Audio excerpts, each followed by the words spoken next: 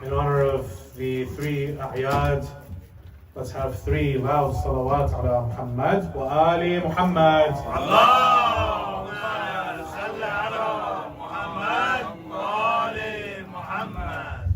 Allahumma salli ala Muhammad wa Ali Muhammad.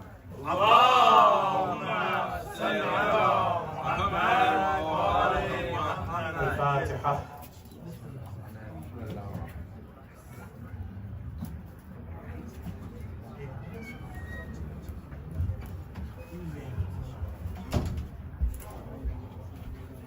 أعوذ بالله من الشيطان الرجيم. بسم الله الرحمن الرحيم.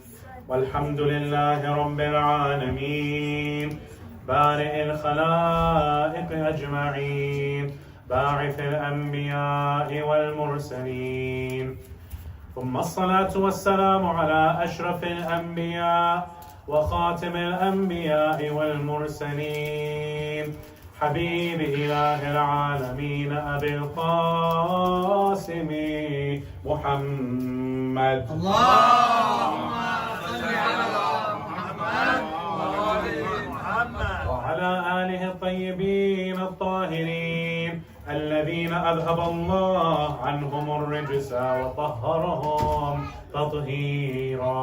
اللهم صل على محمد وآل محمد واللعنة الدائمة على أعدائهم إلى قيامة يوم الدين. أما بعد، يقول الله في محكم كتابه وقرآنه المجيد وقوله الحق. أعوذ بالله من الشيطان الرجيم. بسم الله الرحمن الرحيم. إنما يريد الله ليذهب عنكم الرجس أهل البيت ويطهركم تطهيرا. اللهم صل على محمد وآل محمد. Enlighten your hearts and this majlis with a loud salawat ala Muhammad.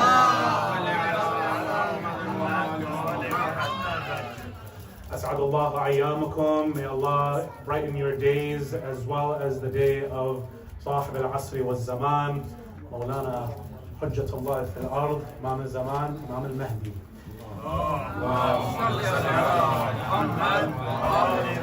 For these three Eids that Allah subhanahu wa ta'ala has blessed us with, and for us to see once again in our lifetimes the births of Imam Ḥussain, Imam Zainul Abidin, and Abu al-Fadl Abbas alayhim salam. We as Shi'as, of course, see these personalities in a different light than the rest of the world sees them. Many times we are asked by either our brothers in faith or our equals in humanity, as Imam Ali alayhi salam calls them in Nahj al-Balagha, why do you prioritize these figures above all else?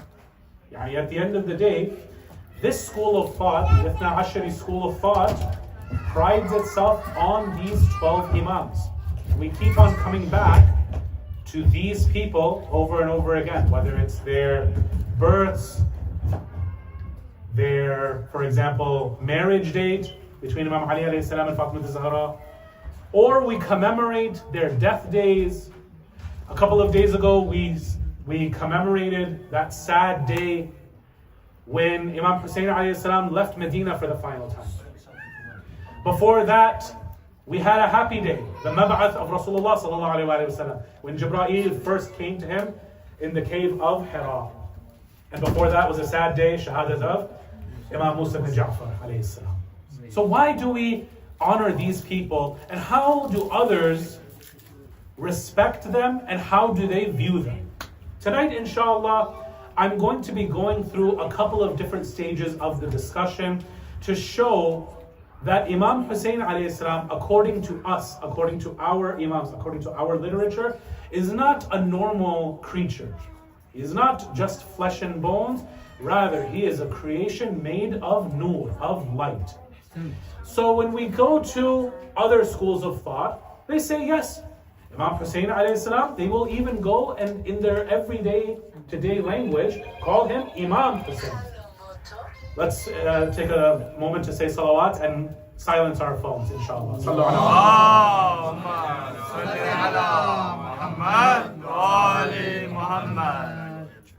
No, really, I mean, if we can silence our phones, that way we can have this be the last of our interruptions tonight, that would be really appreciated.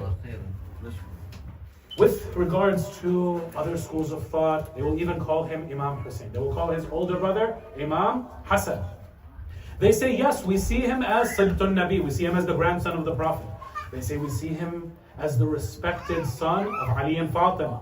We see him as one of these Sahaba. We see him as one of those early people who are within the Ahl al-Bayt of Rasulullah. So there's no question of respect or disrespect. Now, when it comes to the question of Karbala, when it comes to the question of whether they also respect Yazid, there might be some difference. But there is at least that first level of acknowledgement that yes, we love Imam Hussain and he isn't someone who's controversial to love. So then when we go to the Orientalist, even though they do not accept him, just like the first crew, they do not accept him as an Imam of Haqq. They do not believe that he has Haqq al-Ta'a, that he should be obeyed. They do not believe that he is an infallible. They do not believe that he is someone who Allah subhanahu wa ta'ala chose on this earth above all else. They, however, and this is from many different communities, many different ethnicities, they, however, recognize that Imam Hussain alayhi salam was an inspirational revolutionary bar none. Just last month in this country, probably most of you, if you weren't working for the government, you didn't even notice that this was a day off. But there is a man who this country reveres for helping to get civil rights on its feet. And that's Dr. Martin Luther King Jr. When you look at the life of Martin Luther King Jr., he says, I learned how to protest non-violently from one man, Mahatma Gandhi. Mahatma Gandhi in India, just a few decades prior, also did the same thing when he was trying to kick out the British. And when he, in his works, talks about Imam Hussain alayhi salam, he says, this is the man who I learned everything from. And he says that if Hussain, with his 72, if he could basically expel the beliefs of the Umayyads and he could restore Islam, then I will try to go and get my similar band of people so that we can kick out the British. Sallu ala Muhammad wa ala Muhammad.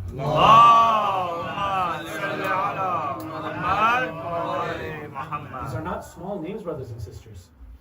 We're like, it's Imam Hussein's birthday today. Okay, great. Maybe some of us, when it comes to his martyrdom for Ashura, we don't even show up for the first 8 or 9 days. On the 10th day, okay, mom and dad are going to get really angry if I don't show up, right? But Imam Hussain alayhi salam really does not hold that level in our hearts that he deserves. And we'll start at the top with Allah subhanahu wa ta'ala. We see in Surah Al-Hajj, مَا قَدَرَ اللَّهَ حَقَّ قَدْرِهِ. They didn't really revere Allah subhanahu wa ta'ala with the amount of respect and love that he deserves. And that's true going down the line with Rasulullah Muhammad sallallahu alayhi wa sallam, with Imam Ali alayhi salam, Fatima Zahra, Imam al-Hassan, and of course, Sahib Hadhihi al-Layla, Abi Abdullah, Imam al-Hussain alayhi salam.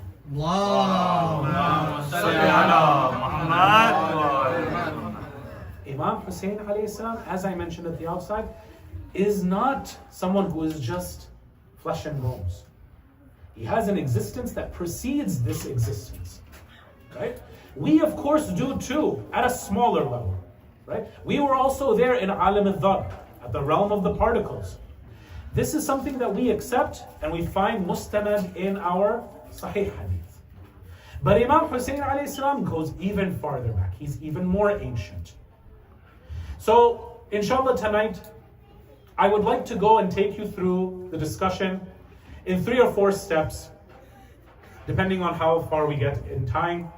The first step is going to be Imam Hussain alayhi salam before Adam alayhi salam. The second is going to be Imam Hussain at the time of Adam. The third is going to be Imam Ḥussain alayhi salam after the time of Adam. And the fourth is going to be Imam Ḥussain alayhi salam after this dunya. So inshallah we will begin our topic with the first of these categories. بعد الصلاة على محمد وآل محمد.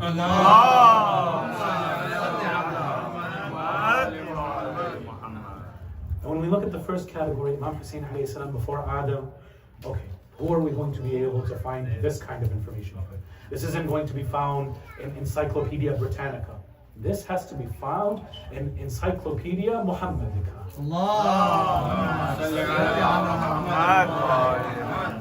When you look at even the other school of thought, he says, I was a prophet while Adam was between water and clay. I was already a prophet since then. So this should not be a surprise to either school of thought. That when in our school of thought, Rasulullah sits down with his uncle Abbas ibn Abdul Muttalib, and he says, we were created before the samawat and the ard were created. There was no samawat, there were no arween, there was no jannah, there was no nar, there was not even an arsh of Allah in existence. Allah subhanahu wa ta'ala first, he says, created my light, the nur of Muhammad sallallahu alayhi wa alihi wa sallam.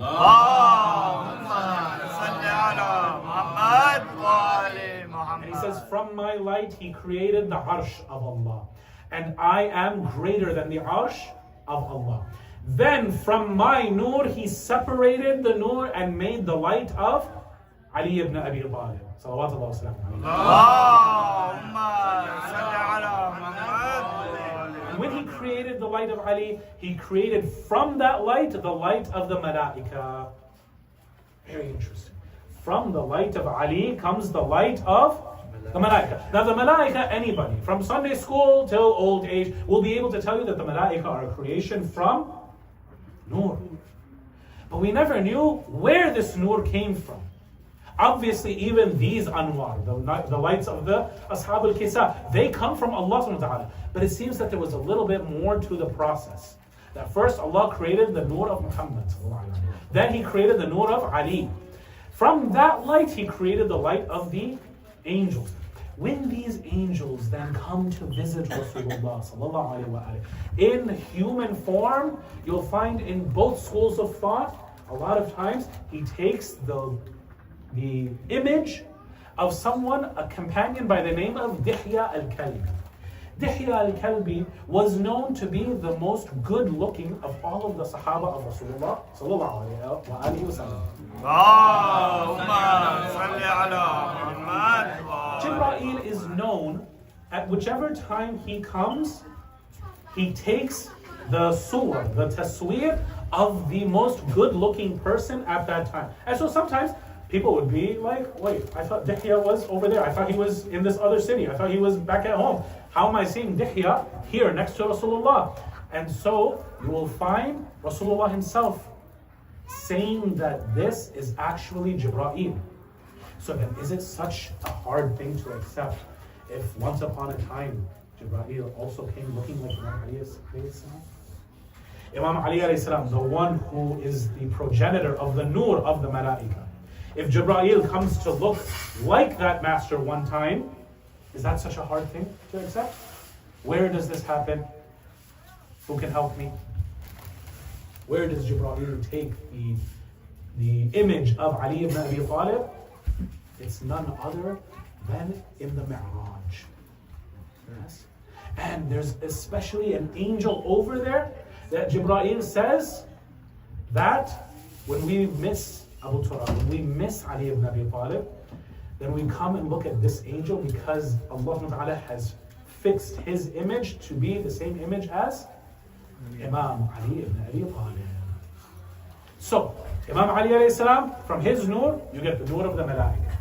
Then Allah subhanahu wa ta'ala says, from his nur, Allah subhanahu wa ta'ala separated the nur and created the nur of Fatima Zahra.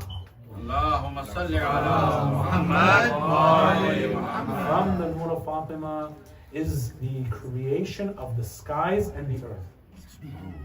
And Rasulullah says to Abbas ibn Abdul Muttalib that Ali alayhi salam is greater than the angels. Just like how he said that I am greater than the Arsh.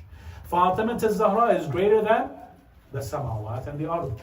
Then he says, and for this one, I want your loudest of salawats. And then he created from the light of Fatima and Ali, Ḥussain and Ḥussain. Allahumma salli ala Muhammad wa ali Muhammad. From the nur of Ḥussain, he created the Shams and Qamar, the sun and the moon. And Ḥussain is greater than the sun and the moon.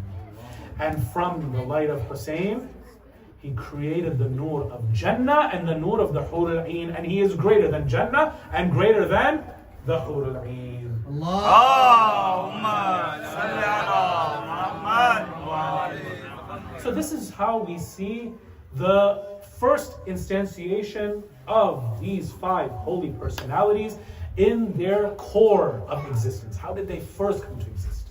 This is not the first time that they came to exist when they were born in this world. No, they go way, way back. Allah subhanahu wa ta'ala created them before anything else. From their light He created all else. And we saw that as well when the dear brother recited Hadith al-Kisa. That because of you and because of the love of you, I created all things in existence. Sallu ala Muhammad wa ali Muhammad.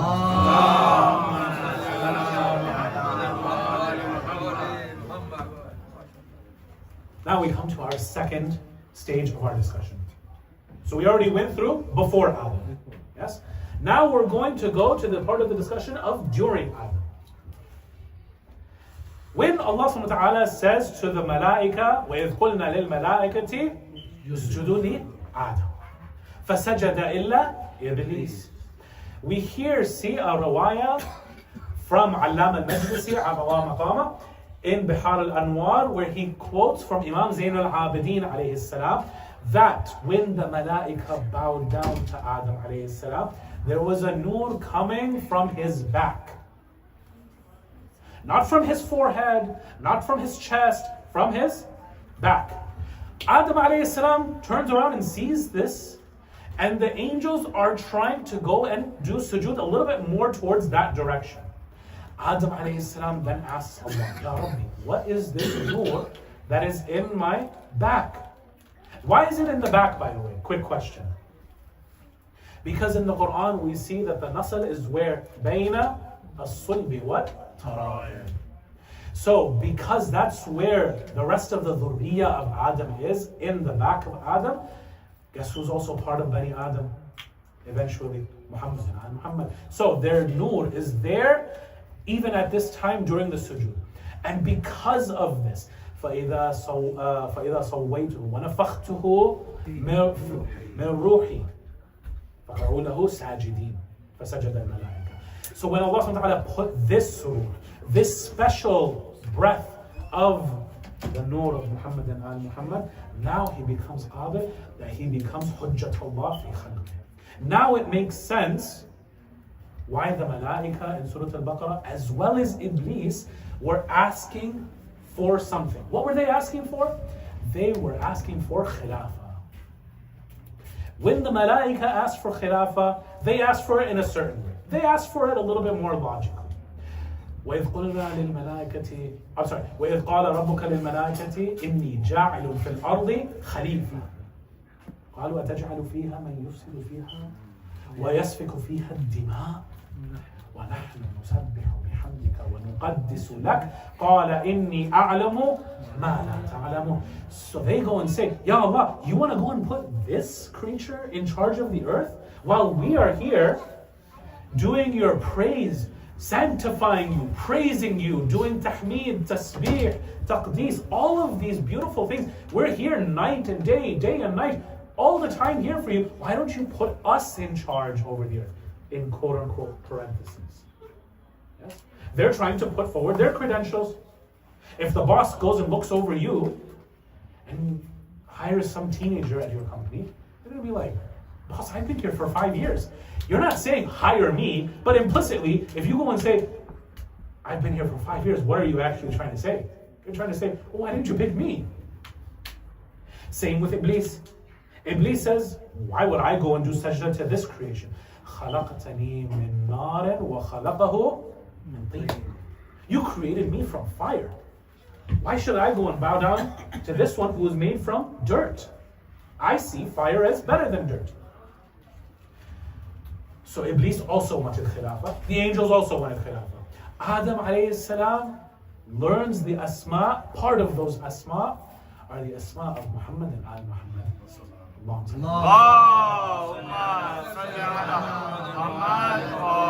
of his dhurriya is, of course, these same Ahlul Bayt. And so when the angels do sujood towards Adam, Adam looks towards his back. He sees this light shining from his back.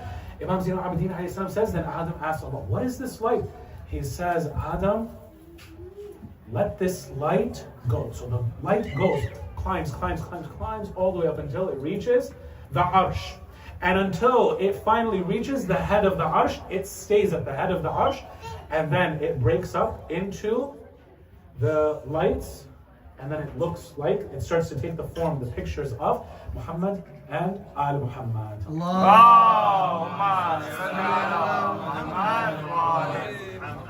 So when we then look at this hadith even further, what does Imam Zayn al-Abidin say that Allah told Adam?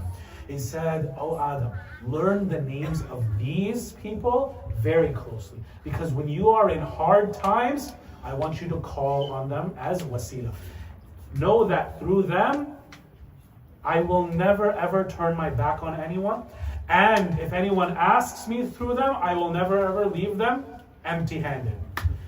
Now let me ask you a question. When we go back to those earlier two categories, our brothers in Islam, our brothers in humanity, when they come and ask us, right, especially some other schools of thought, Ya Ammi, why do you keep on saying Ya Ali, Ya Ḥussain, Ya Abu Fadl Abbas, Ya Musa ibn Ja'far, Ya Ali ibn Musa? Why do you, Ya Fatima bint Muhammad Aithin, why do you keep on going to these peoples?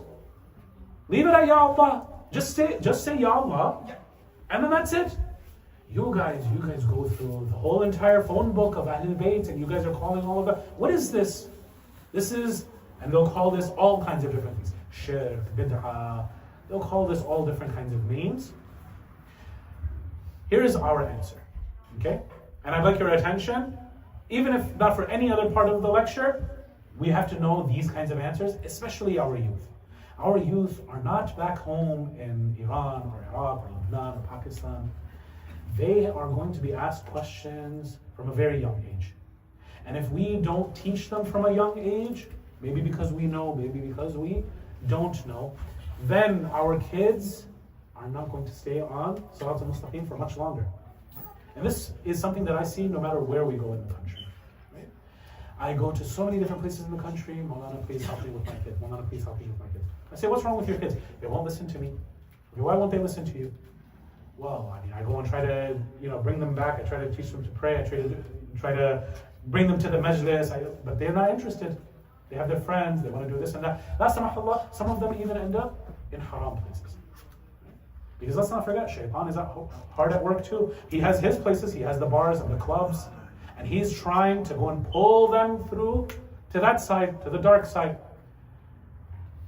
And it's very hard to bring people over to the light. But Allah subhanahu wa ta'ala has His agents. Yes? So what is the answer that we have over here of why do we call on these important holy personalities? Part of it is because of a hadith that we have like this, where Allah subhanahu wa ta'ala teaches the first human, or at least the first human of our generation, our Adam, that use these names when you are in trouble. Use these names when you want to ask me something. Use these names when you are in tough times. So I go and ask our fellow brothers in Islam. I say, when COVID came, coronavirus, COVID-19, yes? Inshallah, none of you are too young, right? You guys all remember that musibah that hit us, right? When COVID came and everybody was stuck at home, right, now we have to go and do social distancing, right?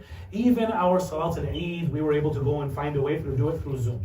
Alhamdulillah, mashallah. Why don't we also go and update the religion and we have a second Kaaba?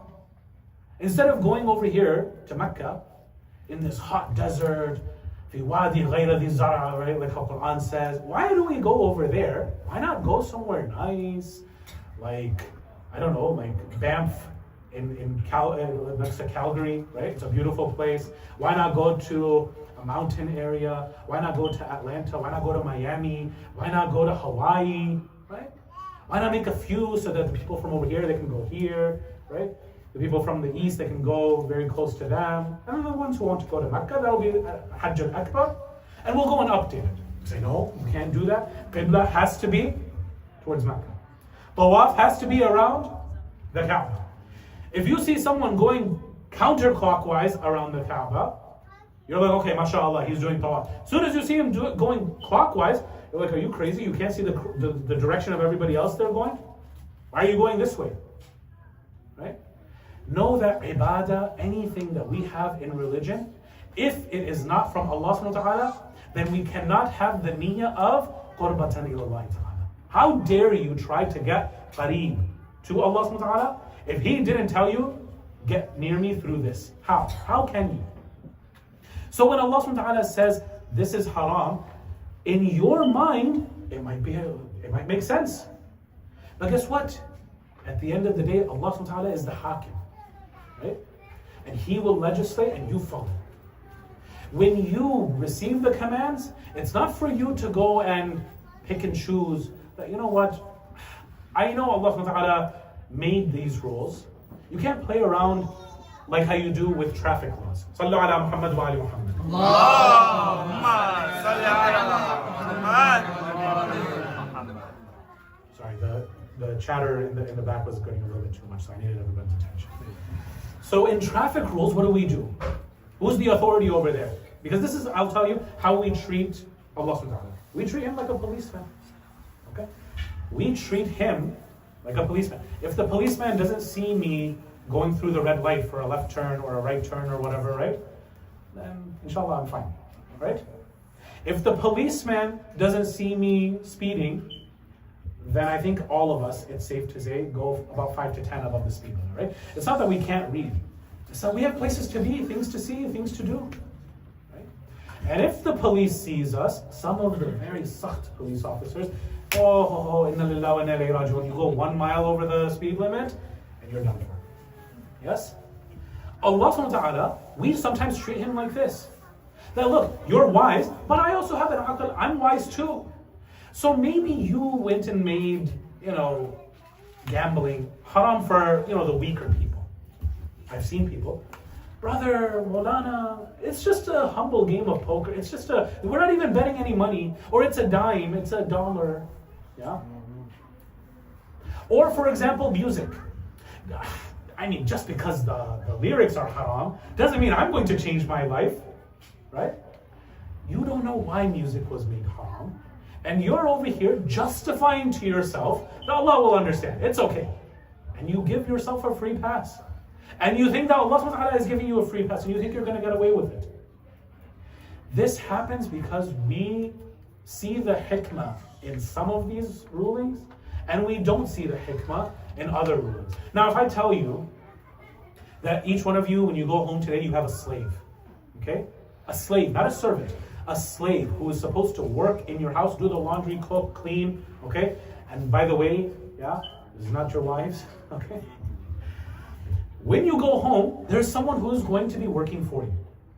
When you go and tell this slave, hey, I want you to go and pick up medicine for me, for me, from XYZ department store, from the pharmacy, and I want you to come back and I need it by this time. If he starts asking you why, do you have the right to go and punish him? If you go and explain why. My dear brother recited Surah Yusuf at the very outset of this surah, right? In Surah Yusuf, Yusuf alayhi salam is practically the king of Misr. And yet still, when he's putting the money of the brothers, the first time they come, back into their satchels, he's explaining to them so that they know that I gave it back to them, لَعَلَّهُمْ يَرْجِعُونَ, so that they come back, right? Yusuf, you rule all of Egypt. You probably rule a couple of countries around Egypt by now because of how indebted everyone is during this famine. Why are you explaining to your servants? Because I'm trying to train them. Allah subhanahu wa ta'ala, yes, He is trying to train us. But not everything has an explanation. And guess what? We don't need an explanation. In the Quran, we are told what our words are, what our taklif is. And what's that? سَمِعْنَا وَأَطَعْنَا. I hear and I obey. We hear and we obey. Imam Ḥussain, and inshallah we'll talk about this a little bit more tomorrow night, when we're talking about his brother Abu Fadl al-Abbas and Imam Sajjad alayhi salam, that when the command of the Imam comes, you turn off your brain and you obey. We'll talk about that tomorrow night. But for now, Imam Ḥussain alayhi salam is that representative of Allah subhanahu wa ta'ala who we do have to obey. Okay? Allah subhanahu wa ta'ala has made it clear implicitly throughout the life of Rasulullah as well as explicitly throughout the life of Rasulullah that after me there will be 12. After me, right? You follow my family. Right? Or for example, I am about to leave 2 weighty things behind me, Quran and my Itra, Ahlul Bayt. There are so many of these different sources that we find. But coming back to Adam alayhi salam, we see that the light goes all the way up to the Arsh, it separates and becomes the images of these 14 Ma'soomeen. And Imam Zain al-Abidin says that Allah subhanahu wa ta'ala tells Adam, use these personalities when times get tough for you. So when Allah subhanahu wa ta'ala tells us to do this, are we doing anything outside of what Allah subhanahu wa ta'ala has legislated or no? No, we're not. Why can't I, for example, right now, I go and say, okay, look, COVID happened. Allah subhanahu wa ta'ala is in the east and He's in the west. I'll go and pray a different way. I don't have to go and pray towards Mecca. I don't have to pray towards the Qibla. No.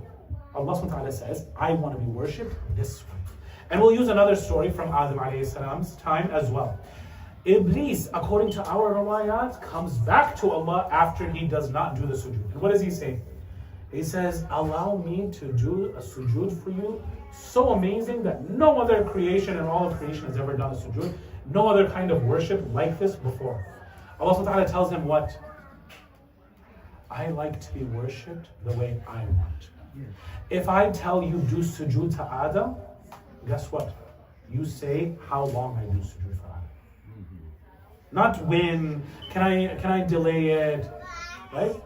For example, if I have a daughter and I go and tell her, Beta, give me some water. She has 2 options. Either she gets me water or she gets me water, right?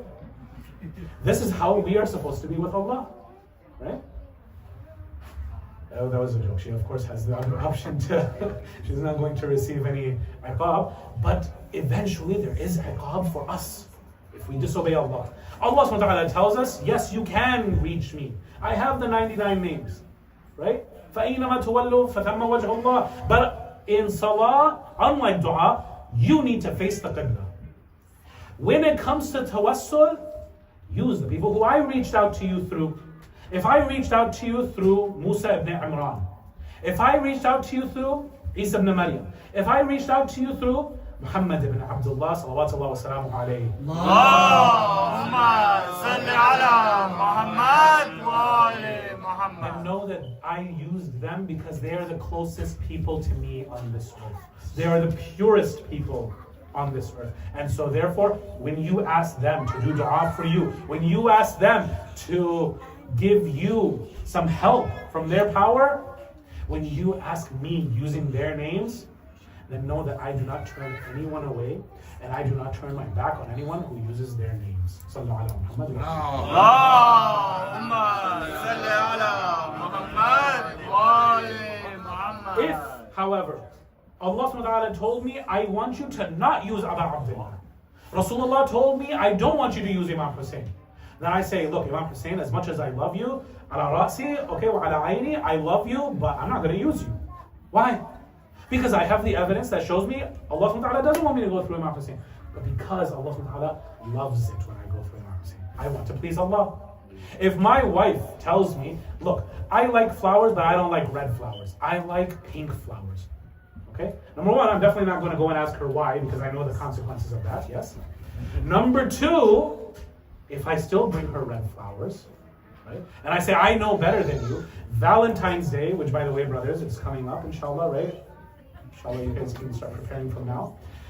When you go and give her the flowers she wants, she appreciates that you remembered, that you did things the way that I want. Yes? So if we understand this, hopefully, I'm looking at the brothers right now. The sisters, they don't even need to be here. You guys can go home. When we understand these in our day-to-day lives, then why don't we understand that this is how Allah wants us to come to Him?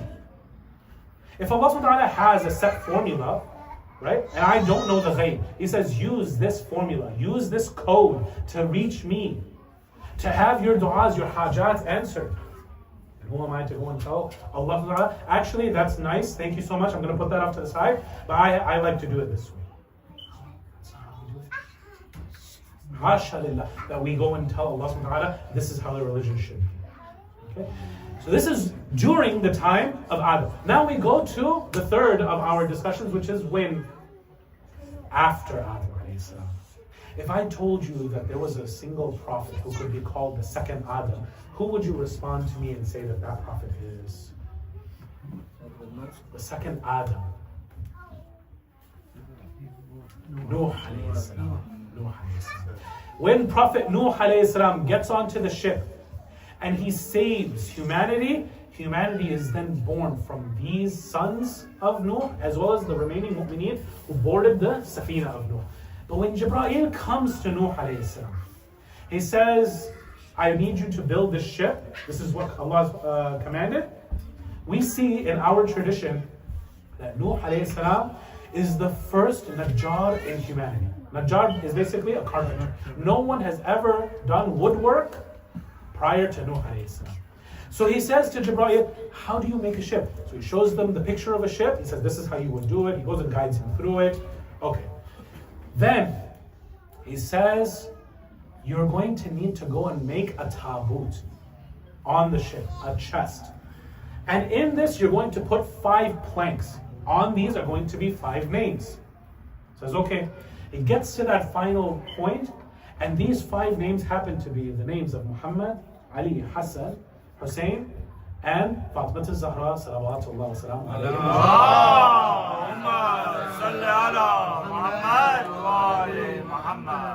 These 5, it's a very lengthy hadith, and I don't have much time. When Nuh alayhi salam uses these names and asks Allah subhanahu wa ta'ala to make the ship move, right? Bismillahi majreha wa mursaha. And then he says, Ya Allah, by the haqq of these 5, save us. Right? Bring us to solid dry land. Until finally, wastawat ala al-judi wa qudiya al-amr. So when he does that, what does that tell you? It tells you that the thanks shouldn't just be for Nuh alayhi salam for all of his 950 years of preaching. That it should also be for those 5 names that Allah subhanahu wa ta'ala held so dear, that because of them he saved the ship, and therefore saved who? All of us. Had it not then been for these ashab al-kisa, for these 5, we all would have been shay'an nasyan mansiya, as Quran says in Surah Al-Maryam. We would become forgotten, never even remembered things at all. The fact that we are here today, we owe, all of us, and anybody who's listening to this lecture throughout time, all of us owe these 5. And on this night, Sahib Hadhihi al-Layla, Imam Ḥussain alayhi salam, our deepest gratitude and thanks. That because he went and asked Allah subhanahu wa ta'ala, right, on Nuh's behalf, that's why the Safina of Nuh worked. Doesn't Imam Ḥussain alayhi salam himself say, Ana safinatun najat, that I am the ship of salvation? Yes? He saved us already once before. He'll save us again, inshallah, on Yawm al-Qiyamah. Before I get to Yawm al-Qiyamah, look at on the night when Imam Ḥussain alayhi salam is born. Jibreel comes from the 7th sky down to the 1st sky. And he says, Men mithli, who is like me? I have been able to rock the cradle of Imam Ḥussain. He doesn't brag about, oh, look at me, I am Amina Wahyillah. He doesn't say, look, I am the one who brought down the Torah and the Injil. He says, I am the one who was the khadim of Imam Ḥussain alayhi salatu wasalam. He says, I was there for this master of the universe, for this master over creation. Didn't we say that his father's light, Imam Ali's light, is who create or where the creation of the angels started from? These imams, these personalities of Ahlul Bayt, they're not like normal human beings. Now that doesn't mean that we start making them gods or demigods, but we respect them. How Allah subhanahu wa ta'ala respects them? When Imam Ḥussain alayhi salam is very young, he's about 3-4 years old, Rasulullah sallallahu alayhi wa sallam receives a Christian. This Christian comes and says, please, I'm an old man, I've had many different wives throughout my life, as well as many different slave women, and I cannot for the life of me have kids. Please, you seem to be a prophet of God. I will believe if your du'as become true and I am able to have kids. Now he's an old man. This isn't something hard for Allah. Allah subhanahu wa ta'ala gave Ibrahim when he was old. He gave Zakaria when he was old. So now the question is, will Muhammad sallallahu alayhi wa sallam, his nubuwwah become thabit to this Christian? What does Rasulullah interestingly say? He says, you see that 3 or 4-year-old boy over there playing in my masjid? Go and ask him. The Christian is kind of astounding. It's like a 3 or 4-year-old boy. Nevertheless, he goes and asks him. Imam Ḥussain alayhi salam sits down in front of him and he says, your grandfather asked me to come and ask you for a son. Imam Ḥussain alayhi salam, after a little while, he goes and starts looking at him weirdly. He's like, okay, you can get up, you can go. I prayed and Allah will give you 1 son. He's like, you didn't even pray, you didn't lift up your hands, there was no show of praying or anything. He says, you can get up, Allah's giving you 2. Get up already, 3, 4, 5. He doesn't get up until Imam Ḥussain alayhi salam says, Allah will bless you with 9 sons. These 9 sons are from the barakah of Imam Ḥussain alayhi salam.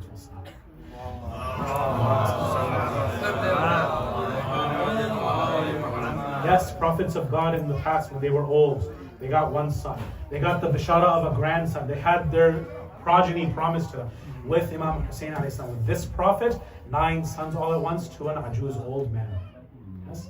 This is the Bab al-Hawaj that we, inshallah, tonight come to with our hajat. And finally, the 4th marhala, the 4th station of this discussion is in the akhirah.